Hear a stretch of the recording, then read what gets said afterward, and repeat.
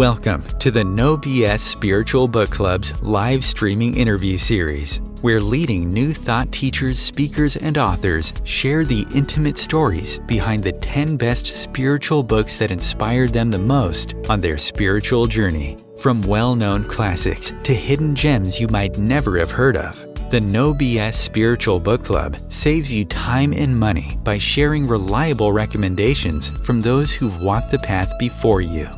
The No BS Spiritual Book Club, the only No BS guide to the best spiritual books to inspire your own journey of self-discovery. Here's your host, founder of the No BS Spiritual Book Club, Sandie Sedgbeer.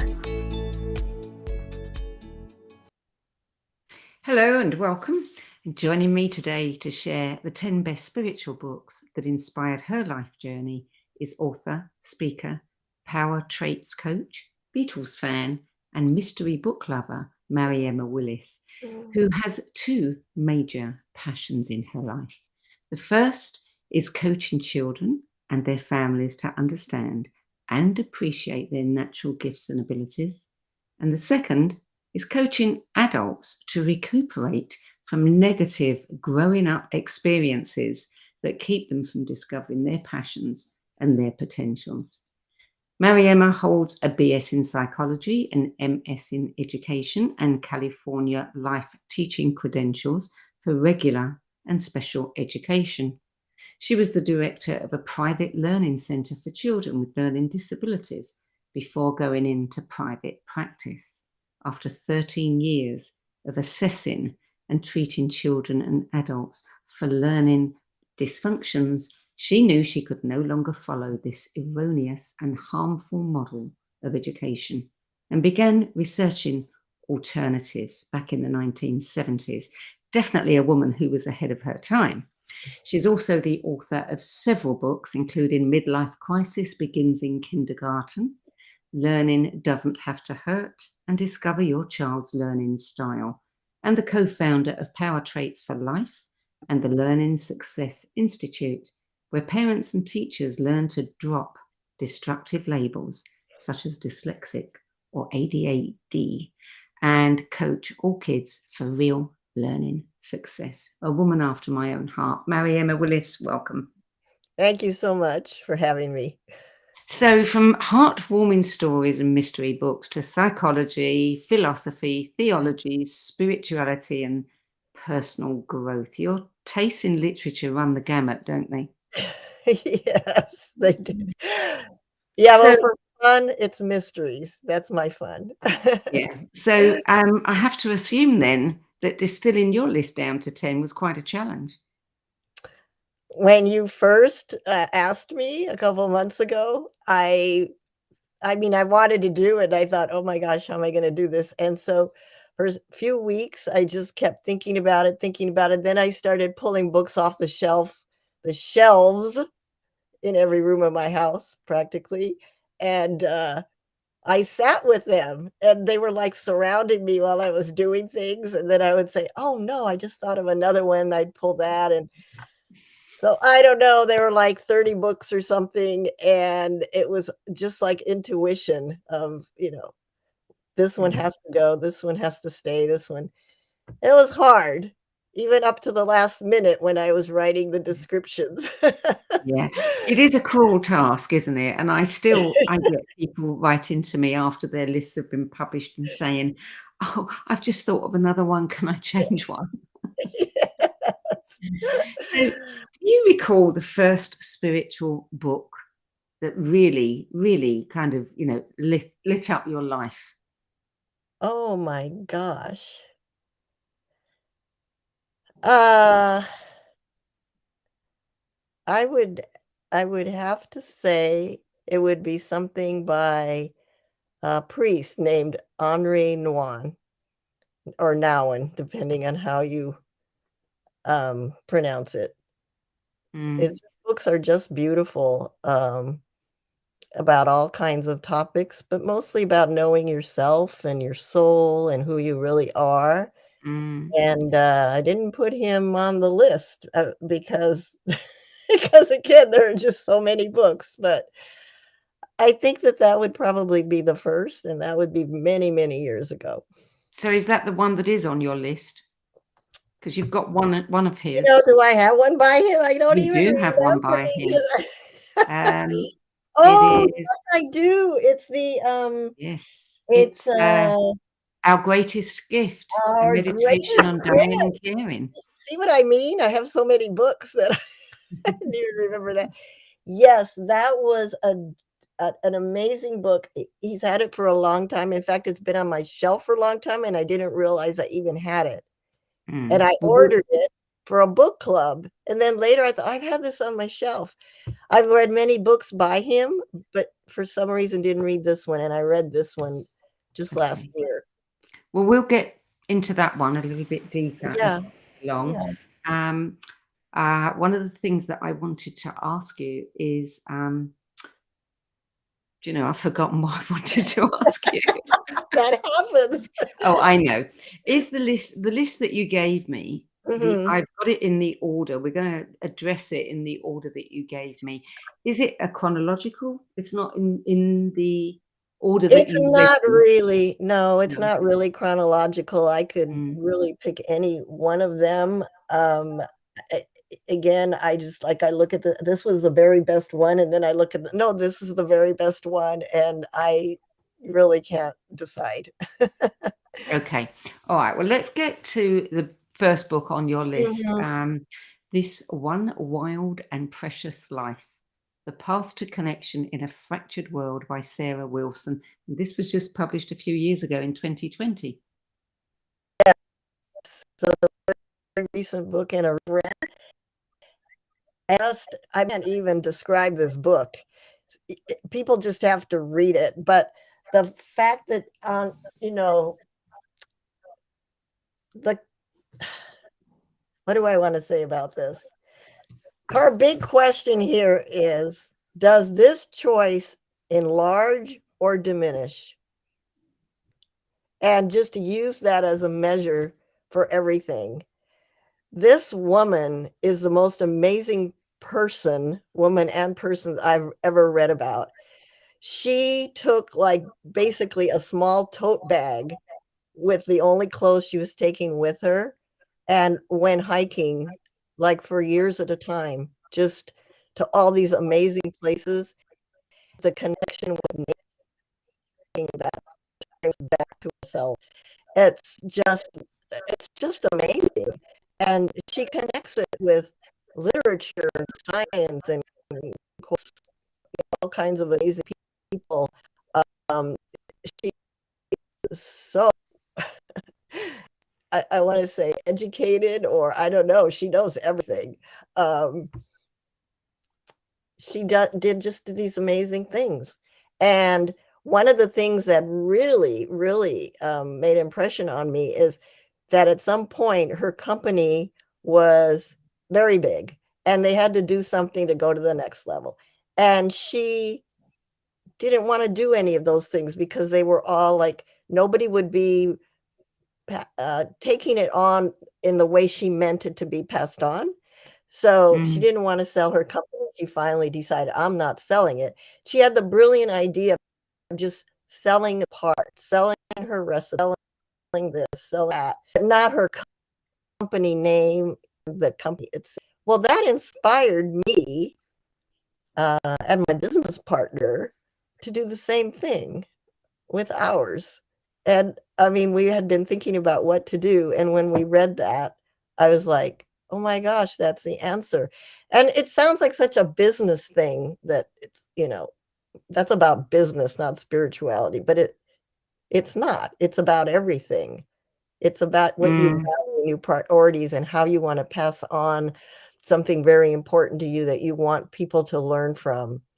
Um, so that was just one little thing. It's just filled with the whole connection to nature is just the most amazing thing. Yeah. You said in your write-up, you said that she takes us through her own story of grappling with all kinds of issues like climate change, political polarization, social injustice, the Yeah. coronavirus pandemic, while also grappling with her own issues and what she calls being in a state of spiritual PTSD. What do you Yeah. think she meant by that phrase? Well, that was very largely connected to the pandemic, that Mm, particular thing. Although she's been writing for years, I realized, about how we're getting more and more disconnected from yeah. each other, from nature, from, who we really are. And so that's what the PTSD is. But when the pandemic hit, it was like that was really something that brought it to a head. And so we were all that was what we were experiencing. I mean, that's a great word for it, I think. Mm, yeah. People, I just kind of picture it as just kind of like moving about, not knowing where you are, what you're doing. Mm, yeah. And, so that's what she meant, and it was nature that helped her connect back. It was one of the reasons she just said, "I'm taking this year, 2 years," I don't remember exactly how long it was, and although she always is in nature, but this was like total nature for months and months, and she is so tuned in to our environment and waste and taking care of the earth. She talks about being in a restaurant and, like, if she sees people are leaving the table and they left water in their glass, she saves the water. She has something with her to save the water or Yeah. just take it out and water a plant outside. Um, she's just so tuned in. She offers some to great advice and some practices for reconnecting with ourselves, you Mhm. wrote. And they include go to your edge, buy less, live more, become a Yeah. soul nerd, get full fat spiritual, hike, just hike, practice wild activism. Yeah, Yeah, she sounds like a real force of nature. it's lovely. It's a Mm, lovely book. I couldn't put it down. mm, I mean, it was like, comparable to my mystery stories where I can't put them down to mm, see what's gonna happen next. yeah. Yeah. So, book number 2 is The Mhm. Dance, Move Mhm. into the Rhythms of Your True Self by Yeah. one of my favorites, Araya Mountain Dreamer. She is an acclaimed author, and I just love her book, The Invitation. Mhm. Mm, Well, I've had this one for many, many years, and what drew me to it, as I said in the write-up, is I think they've changed the cover since then because 'cause I've seen a couple different covers, but this is what it was when I got the book, and it says, "What if the question is not, 'Why am I so infrequently the person I really want to be?' But why do I so infrequently want to be the person I really am?" And mm, that just spoke to me, especially since with my work, it's all about being yourself, loving yourself, those wonderful strengths and traits and talents and whatever that you have, and being that, rather than thinking you're not enough. And so that's what this book really is all about that. And on the jacket, it says, "What would you do if you knew you were enough just as you are today? If you really knew you were in your essential nature, a compassionate, gentle being capable of being fully present with yourself and the world, would you trust yourself more?"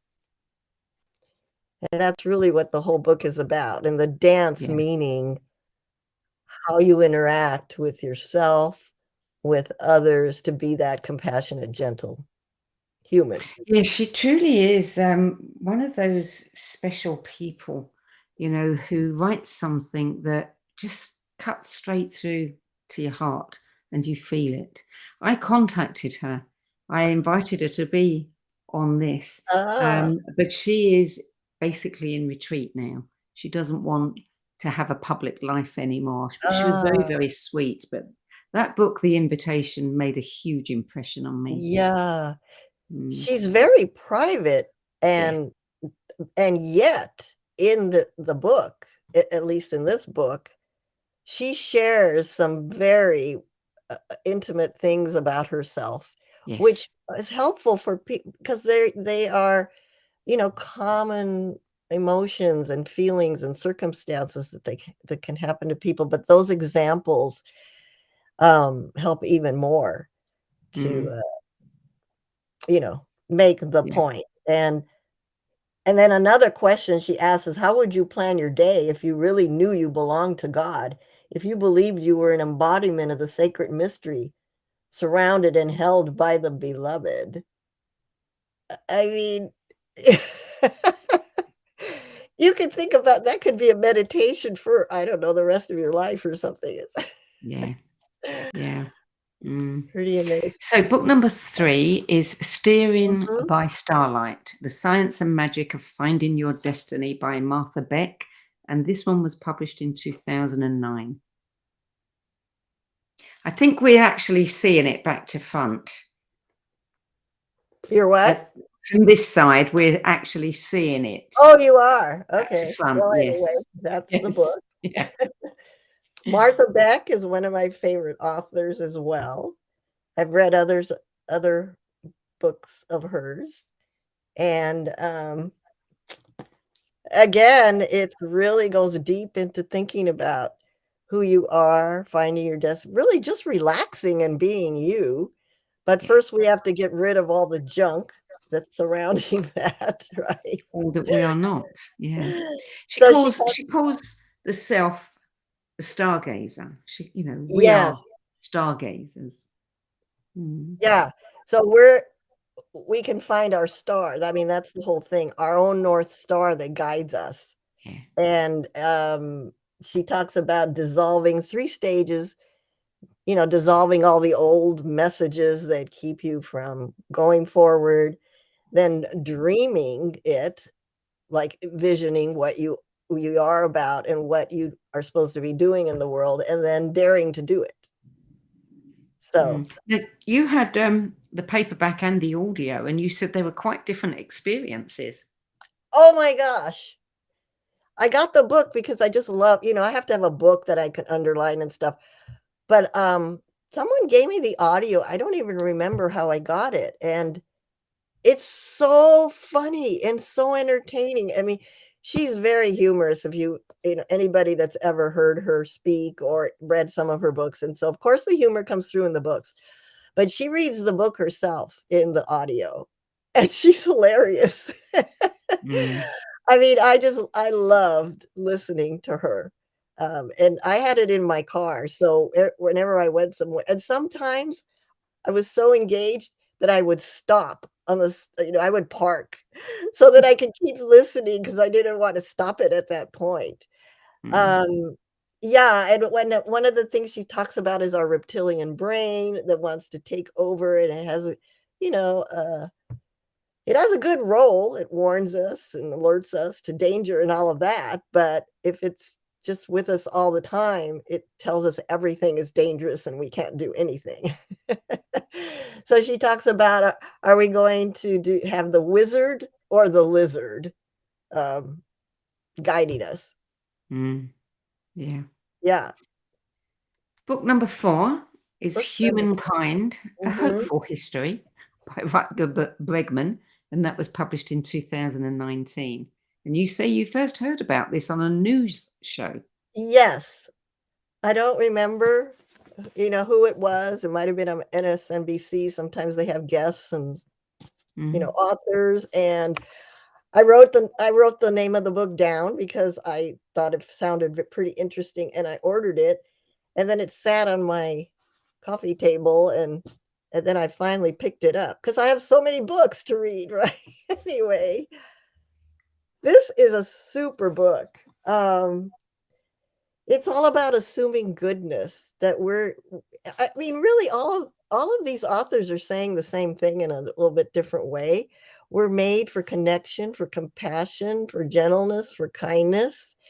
And what this book does is give stories and studies that back up that we really are made for that.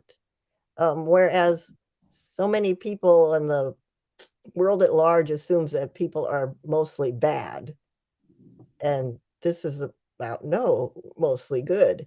And so what really impressed me was he starts with Lord of the Flies. I think everybody's familiar with that book. I think everybody's read it at school. Anyway, we know the story. These boys get, what do you call it? Shipwrecked. They're on an island, and it doesn't take very long for them to start fighting and being bullies and whatever. And it's really bad stuff happens. So he couldn't believe that.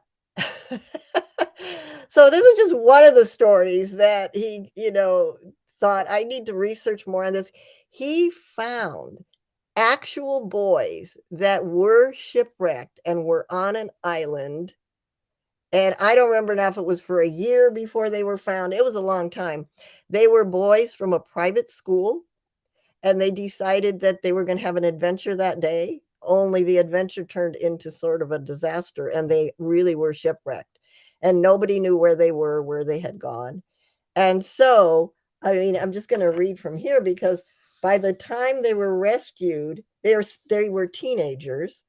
They had set up a food garden, a rainwater storage system, a gym, and many other creations using ingenuity and crude tools that they made. They also developed duty rosters, a process for settling arguments. They began and ended their days with a song and prayer. This is what really happened when these 6 teenagers were all by themselves. And then he's got just lots of similar stories like that. Faith in human nature. Absolutely, yeah. He talks about a prison in Norway that is totally different, and the recidivism rate is very, very low compared to the US and other countries, where they treat them like, people, but they work, they grow their own food, they do all kinds of things. So, he assumes goodness and that generosity and collaboration are realistic expectations of just about everyone. Well, book 5 is the one you mentioned earlier, which is Our Greatest Gift, a meditation on dying and caring by Henri Nouwen. And this was published in 2009. And it's a beautiful book on with a completely different perspective on dying, a whole new way of thinking about dying and caring for the dying.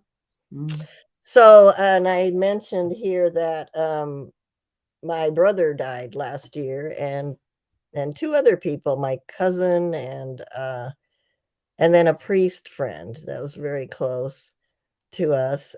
And this book popped up. As I said, I had not read it. It was on my shelf. I didn't even remember it. It's so beautiful. It's how the dying, he talks a lot about the dying, what they offer, the gifts that they give to the people around them, and that sort of mutual gift giving to each other. And the idea that, people are scared of people who are dying. Some of it probably is because it scares them about their own dying or other people dying, but also they never know what to say. Oh, you're dying, so he changes all of that and shows how it can just be normal engagement with each other, and then the gifts that are offered by that person who's dying. And he was at this community where he was surrounded by this. So, it's a really remarkable book, as you can see, it's very small. It's easy to read. So, but I go back to it often. There's just this one quote: "In a mysterious way, the people dying all over the world because of starvation, oppression, illness, despair, violence, and war become our teachers." And that's one of the things that he brings out, how that works. In the prologue, he poses the question, is it possible to prepare for our death with the same attentiveness that our parents had in preparing for our birth? Yeah. Yeah. It's a very deep question to think about. Yes, indeed. And he shares his own experiences with aging and loss and grief and fear and all of that. Mm. I think there are many, many books that are being published now about dying and trying to change our perceptions about the experience. And I think Mhm. that's a really good thing. A really good thing. Well, we're going to take a short break now, and we'll be back with more of Mariaemma Willis's 10 best books after this break. So stay tuned. Om Times TV. Maya Angelou once said that there is no greater agony than bearing an untold story inside you. I'm Sandie Sedgbeer, and when I'm not hosting Om Times Media's flagship radio show What Is Going On and the No BS Spiritual Book Club, I help people share their untold stories. Books are my life, my joy and my passion, and there is no greater reward than helping aspiring writers get their books out of their heads and into the hands of those who are waiting to read them. If you feel that you have a book in you but don't know where to begin, visit Sedgbeer.com. Click on the Work With Me tab and find out how my experience helping others tell their stories might be just what you've been looking for. That's Sedgbeer.com, SEDGBEER.com.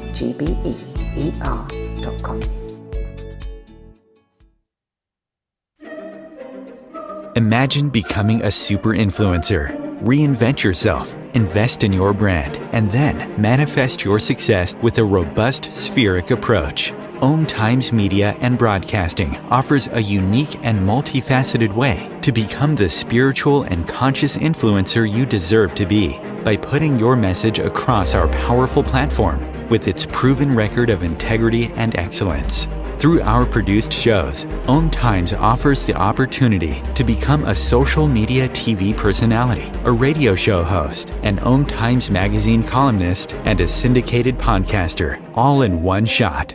By live streaming your show on Om Times TV and broadcasting it across the extensive Om Times radio and TV networks, you become more than a host. You become an ambassador and a force for positive change. Om Times. Open yourself to the possibilities. There are 16 million children struggling with hunger in America. That's 1 in 5 daughters, sons, neighbors, and classmates who don't know where their next meal is coming from. Yet billions of pounds of good food go to waste every year. It's time we do something about it. Feeding America is a nationwide network of food banks that helps provide meals to millions of kids and families in need. Visit feedingamerica.org to help them feed even more. Together, we can solve hunger. Together, we're feeding America. Welcome back. Mariaemma Willis. Let's look at book number 6, which is the very well-known The 5 People You Meet in Heaven. And also you slipped a second one in, The Next Person So You I Meet in cheated. Heaven by Mitch Albom. So, yeah, you've listed them as 2 books because you say they really are parts 1 and 2 of the same story. They are. The story continues in the next book, and it's so amazing because, again, it's one of those things you just have to read it to get it. But these people in the first book, different things happen, and you could say that some of them are tragedies, bad things that are happening to people. But then they're in heaven, and they didn't know each other on Earth. A lot of them didn't know each other. And now they're connecting with each other and realizing how they actually affected each other in good ways and what was really going on. And so it's connected. So the second book continues that. And it just shows how somebody's life, even when you don't know, well, we don't know. That's the whole point. We don't know the bigger picture. Yeah. And so this life is impacting different people. They're impacting us, but we don't have the whole picture. And if we did, we would see how good it all was or is. Yeah. Yeah. And these books helped you at a time when you suffered a lot of loss. This is another one that I was reading last year.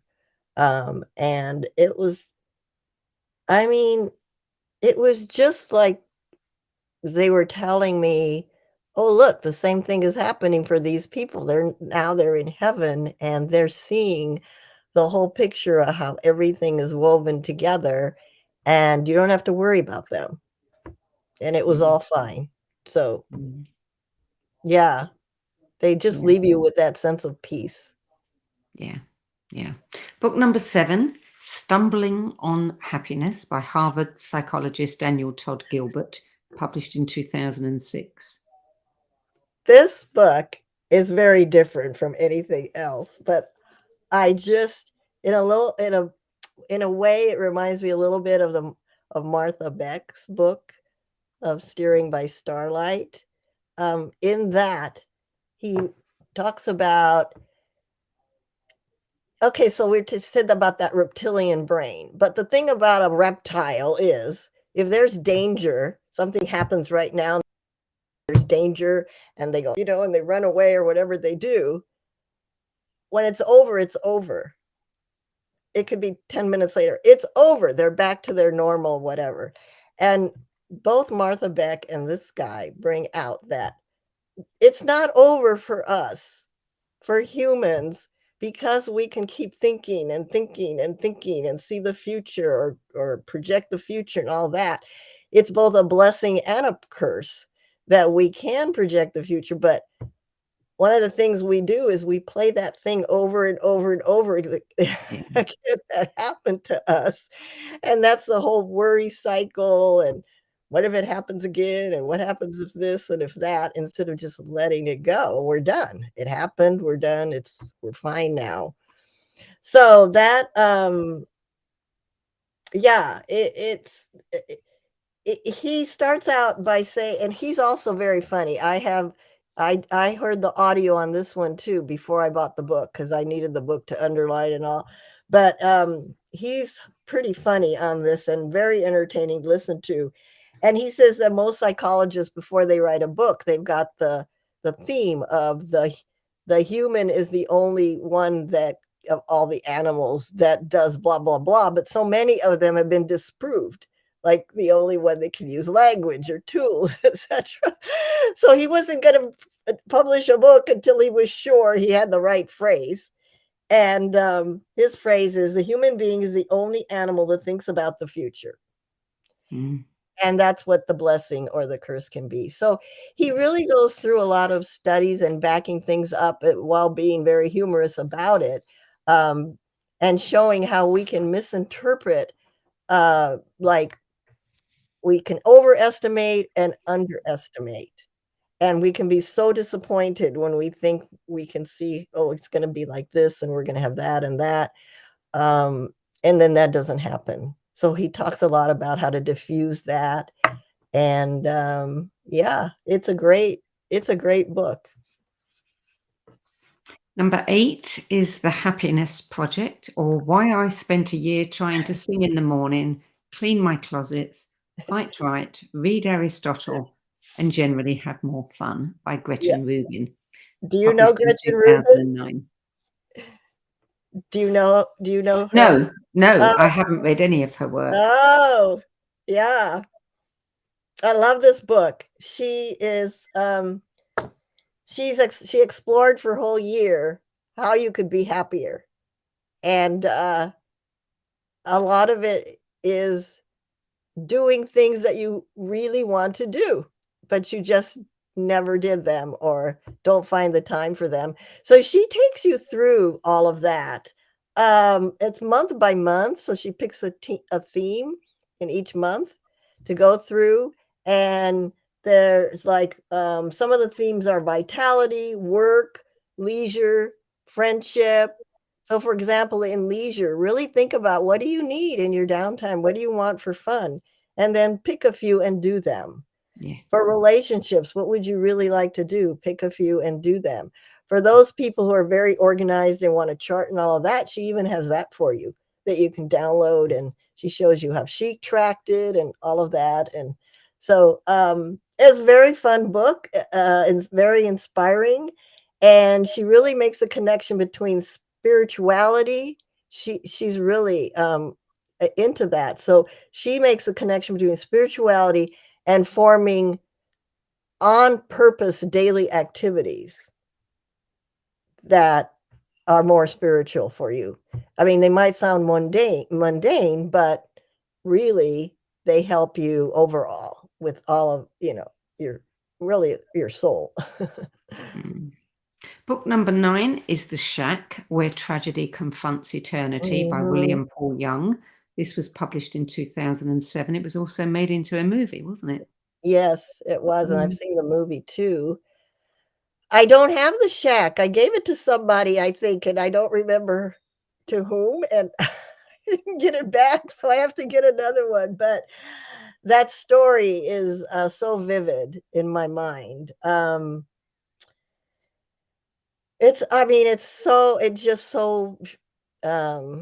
It shows you really what forgiveness is. Until I saw or read this book and also saw the movie about it, I thought I knew what forgiveness was, but no. And if people have seen the movie or read the book, they know that it starts off with a little girl being kidnapped and killed. And then the father blaming himself because he was gone for a minute, helping the other kids and all of that. And then he has a terrible story himself about his own father and how his father was brutal. So the whole thing is about, well, what does God really mean, and what is forgiveness really? And again, it's he happens to see his little girl in heaven, but he also sees his father in heaven, and he can't believe, how could his father be there? His father was so terrible and bad, and that's how it explores the whole theme of forgiveness and what does it really mean, and how we don't know the whole story. Again, we don't know what was going on with these people. Yeah. So book number 10 is one of your own books. That's right. And we always allow guests to have just one of their own. And actually, you've chosen one, and I've read a few of your books, and you've chosen one that I think every parent, every teacher, every person should have, which is Discover Your Child's Learning Style by yourself and also Victoria Kindle Hodson. Yes. So tell us about this book. So this book is about looking for what's right in everyone and not what's wrong with you, and starting with our kids. So even though it's called Discover Your Child's Learning Style, it's also about us. So even if you don't have any kids and you read it, you'll learn more about yourself and other people, other adults, other people's kids, whoever, just people. So it's all about finding your strengths and focusing on your strengths and appreciating them and moving forward with them, and just knowing that everybody has different strengths, and we can either try to compete and always be ahead of somebody else, or we can collaborate and use our strengths for collaboration. And that's what it's about. And we actually have an assessment that we have a mini version of it that you can download with a link from the book, or you could also purchase a full one. But the idea is the assessment goes through different aspects of your personality to see what strengths there are. And it looks at your dispositions, your modalities, your interests, your talents, and your best work environment. And then we go from there. Also, I'll share with our viewers my take on the book, because I found it incredibly useful many years ago when I first came across it, in helping my daughter with my grandson, who was eventually diagnosed as ASD. And what really pleased me about this book is how you can change the way that you are teaching a child simply by knowing their gifts and their strengths. And the assessments help you understand a child's learning style. And if a parent, a homeschooler perhaps, has a particular curriculum, if they just switch that in a way that works with that child's life. If they're a performer, if they are the scientist, if they are, the inventor, then you Right. can teach them using all of those strengths, using all of those qualities that they're already showing, and they'll enjoy it a lot more and they'll learn a lot more because you're teaching them according to their strengths. That's right, and they feel good, and you're acknowledging that those are real, legitimate strengths. Yes. And it's, a lot of teachers are also using it in schools, not as many as we would hope, but especially for homeschoolers or in your homework time, if your child goes to traditional school, but in homework time, you can do all kinds of things if you know. I mean, sometimes it's as simple as changing the color on your table. I that's always comes to mind because this parent wrote and said, read your book, did the assessment, and of course she knows what colors her child likes and doesn't like, but she never thought about it in terms of, will it help you focus? Will it help your learning? And so the daughter was doing homework and she would take forever to do her homework and, fidget and whatever. 3 hours later, maybe she was finished. And when she read about the color part, she realized that the table they were working on was the color that a color that her daughter couldn't stand. So she put a tablecloth on there with a color that she liked. And all of a sudden, she was just sitting down doing her homework. She was done and up. Now, that's not always the case, that it's just that, that one thing, but you can see how powerful even just one thing can be, because as people, we react differently to just even the environment and to a color. It can be as simple as that. So sometimes just changing a couple of things can make a big difference. Sometimes it's about switching the way you're actually learning the material. If you're memorizing math facts, you might have to use pictures and uh, suggest that the kids draw little cartoony things if they can do that. I mean, a lot of kids love doing that, but they don't have permission to or don't realize they could to help them memorize. Or another trick I've used for those that have to move around is bounce a ball on a card that, like 3 times 4 is 12, and you bounce the ball on the card, and if you have a little basket, you can do a basket or just bounce, whatever, but it's the movement that is helping them learn. So all kinds of tricks like this. Yeah. Tell me about your cares and fits principles. Yes, CARES and FITT. yes. So those are kind of like the bookmarks to our book at the beginning and the end. And the cares is to just be mindful that, the C means celebrate the child you have. If you're a teacher, celebrate the student you have. If it's about you, celebrate the person you are, that kind of thing. And then the A is accept your role as the coach, your child's coach, your student's coach, your own coach. The two of them together, meaning you have these wonderful, amazing gifts and talents, and appreciate them and accept them and celebrate them. And then don't wish you had that, or you had that, or you were more like your brother or your friend. Because we all have different strengths, and that's the whole point. Respond rather than react. So if going back to a student, if the student is what we would call acting up or not doing what they're supposed to be doing, there's a reason for it. They're not just doing it just to do it, just to be mean to you, but especially kids, they don't know what to say and they don't have any choice in the matter. So they don't know how to have a conversation, say, you know what, this really isn't working for me. Is there another way that we can figure this out? I mean, even adults have trouble saying that, right?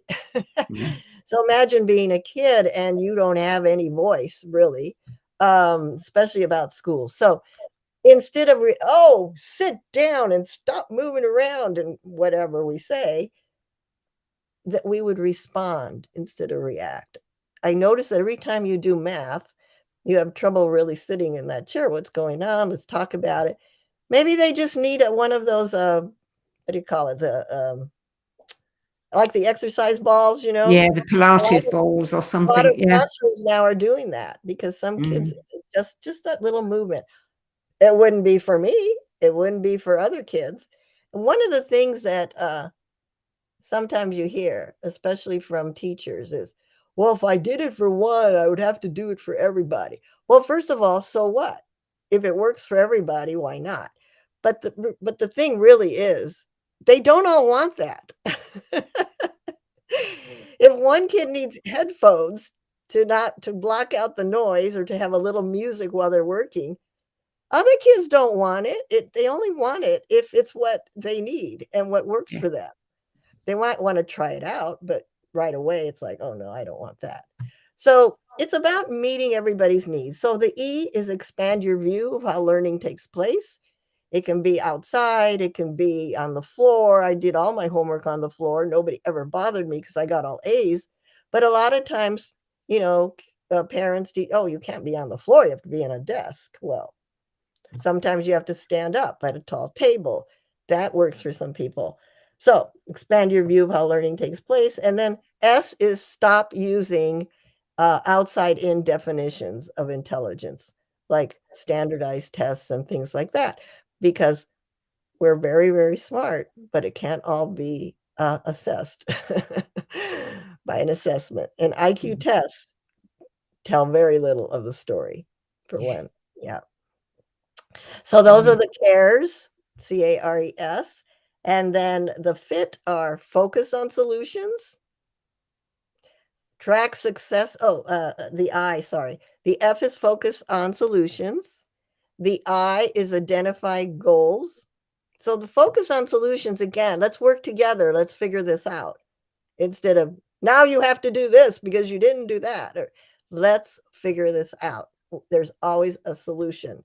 We had a guy that poured concrete for us the other day, and then there were tiny little cracks, and he goes, oh, okay, well, I'll call my concrete guy. And I said, oh no, do you have to really, because he said we might have to do this and that. Oh, I'm so sorry. You have to do, he goes, it's okay. There's always a solution. And that's how we should be talking about everything, school, learning, the world, whatever. There's always a solution if we can sit down and figure it out.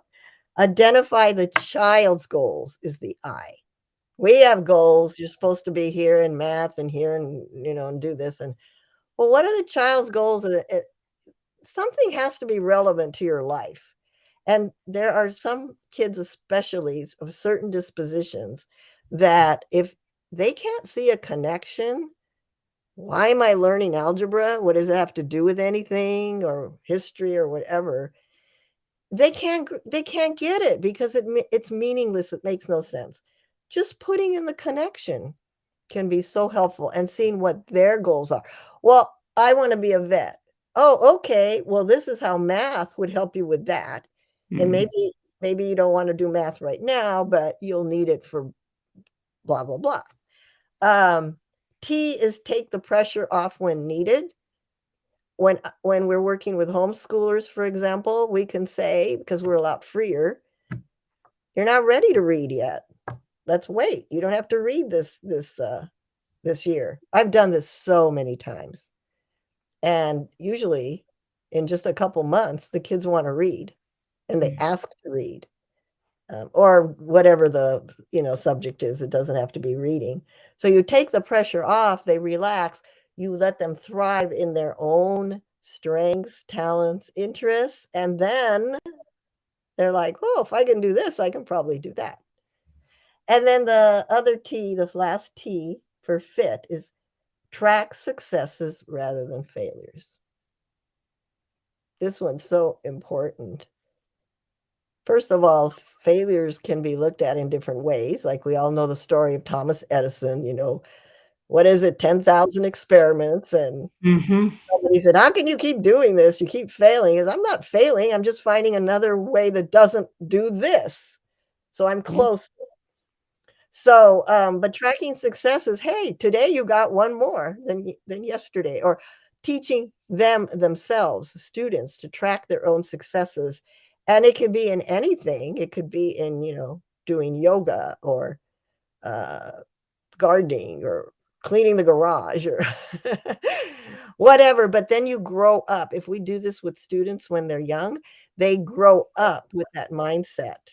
Possibilities, solutions, tracking their own successes. Yeah. Yeah. And you say that, many people grow up with a mistaken identity. Mm. And, one of your other books that I like is, Midlife Crisis Begins in Kindergarten. And, I'll hold my hand up for that one. Yeah, that's like a little story. It's a sort of a cartoony story Yeah. to show what happens. We go Yes. into kindergarten or preschool. Most kids are all excited and they want to go, and then pretty soon the whole thing shows a star and it keeps diminishing and diminishing and diminishing because you learn, oh no, they can do that and I can't. Oh no, she yelled at me for looking out the window and seeing the big truck that was out there that was so interesting. And oh no, and pretty soon they've, let me just say this. I've worked with so many adults, and they can't remember what they like or what they're good at. And we have to go back to when they were a kid. And what they remember, school always comes up. Well, I could never do that job. I really would love to do that job, but I really can't because I'm not smart enough. Because in 3rd grade, they told me whatever, or I always had trouble in school. I couldn't pass tests. Well, so what? That has nothing really to do with anything. But that's how you grow up. That's what you think. And it keeps you from doing what all of these books are saying. Be who you are. Use your talents, skills, strengths to contribute to the world. And you can't do that if you think that you don't have anything to contribute. So it's very important. And it starts in kindergarten or preschool if they are in those kinds of settings, school type settings that are already teaching you that you're not good enough. Yeah. Yeah. And I think there are many people listening to this and viewing this who can really relate to that. So all of your books really, are very useful to adults, but you also have, and we've only got a few minutes left, but you also have the Power Traits for Life. You have a Learning Success Institute, and this is a place that any of us, we can go online, we can do some of the assessments, and we can find out more about ourselves. Yeah. You can go to powertraitsforlife.com, and that's where just about all the information is on anything we're talking about. The Power of You Now is the adult program that we have to help you recuperate, like you had said at the beginning, from anything that happened to you that's keeping you back. So all of it is there. And also I have my own website, schoolathomemadeeasier.com, and all the books are there and lots of other information is there. And and again, it's not just for if you're homeschooling, but for even kids who are going to traditional school, but still they're at home. You're doing something with them. Excuse me. Or you can have discussions with the teacher, etc. In our book, Discover Your Child's Learning Style, we actually have a chapter about how to connect with the teacher and talk about these kinds of things. Do you find the teachers responsive? It depends. Some are very, and some not at all. But here's the interesting thing.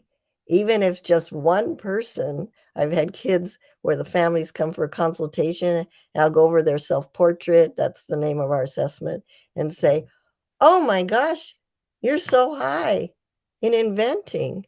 This is like Albert Einstein or Thomas Edison. That's the same type as you. And they just light up. And I'm not telling any fibs. It's true. They have that kind of personality, those strengths. And so a lot of times, even if nothing has changed, but we've had this discussion, the kids start doing better at school.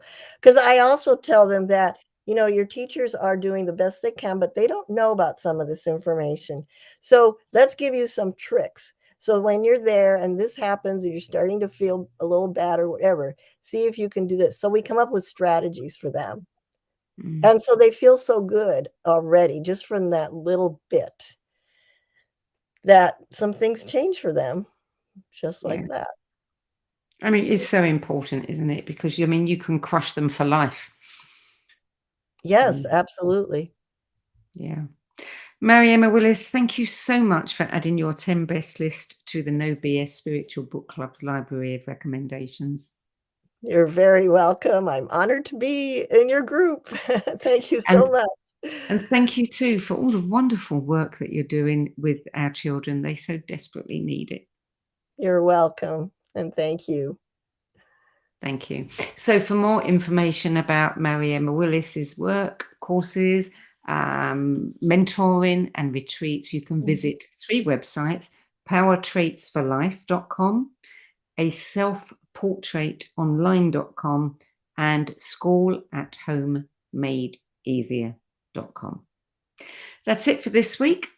I'm Sandie Sedgbeer. I'll be back at the same time next week with another 10 best interview for the No BS Spiritual Book Club. Till then, it's goodbye from me. And thank you again to Mariaemma Willis. Thank you.